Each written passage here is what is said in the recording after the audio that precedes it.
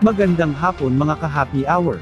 Narito ang mga balita para sa MBC TV Network News Update 3 PM edition.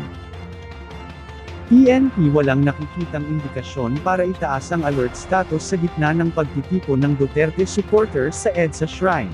Walang nakikita ang Philippine National Police na indikasyon para itaas ang alert status sa gitna ng pagtitipon-tipon ng mga taga-suporta ni Vice President Sara Duterte sa EDSA Shrine. Ayon kay PNP spokesperson Police Brigadier General Jean Fajardo, nasa 100 katao ang na-monitor sa lugar kaninang umaga ngayong Miyerkules. Subalit mayroon naman aniyang discretion ang National Capital Region Police Office para i-adjust ang alert status bilang tugon sa maaaring mangyari sa lugar. Sinabi din ng PNP official na sakaling makaapekto sa trapiko ang pagtitipon ng mga supporters sa EDSA Shrine, dito na aniya papagitna ang mga kapulisan.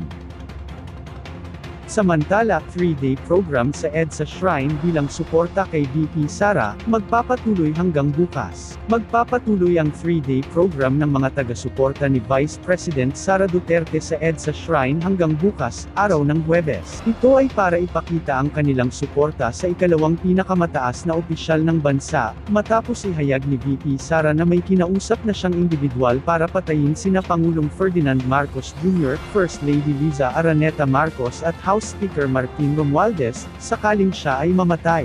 Sa nakalipas na magdamag, na malagi ang aabot sa 300 Duterte supporter na nagtipon-tipon sa shrine simula kahapon, araw ng Martes, kung saan nagdasal at nagbahagi ang mga ito ng kanilang mga sentimento, kabilang na ang mga panawagan kay Pangulong Ferdinand Marcos Jr. upang tugunan ang mataas na presyo ng pagkain at iba pang mga isyu sa korupsyon.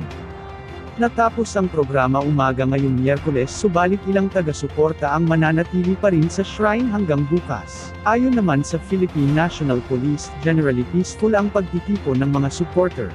Nauna naman ang nagpaalala ang rector ng EDSA Shrine sa mga individual na naroon sa lugar na obserbahan ang proper decorum at iwasan ang pagkain, pag-inom, pagbitbit ng slogans, pagsigaw, paggawa ng ingay, vlogging at iba pa, habang nasa loob ng shrine dahil ito ay sagrado. Ang EDSA Shrine nga ay may mahalagang papel sa mapayapa at bloodless na People Power Revolution, na nagpatalsik sa nooy diktador na si dating Pangulong Ferdinand Marcos Sr. At yan ang mga balita para sa MBC TV Network News Update 3 PM edition. Abangan ang mga susunod na balitaan mamaya para sa 4 PM edition.